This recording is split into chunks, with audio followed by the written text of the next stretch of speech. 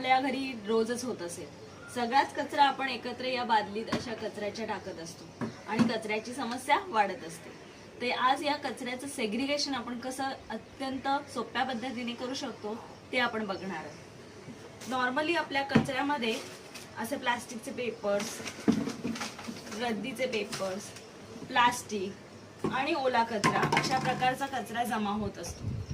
तर आपल्याला फक्त घरी काय करायचं आहे की एक सुकी कचऱ्याची बादली, ज्याच्यामध्ये आपला हा सुका कचरा, खास करून काचेच्या बाटल्या आणि छोट्या बाटल्या या व्यवस्थित धुवून ठेवू शकतो। त्या बऱ्याच दिवस ठेवू शकतो किंवा आपण कचरेवाल्याला वेगळा देऊ शकतो। प्लास्टिकच्या कचऱ्यासाठी मी हे कशी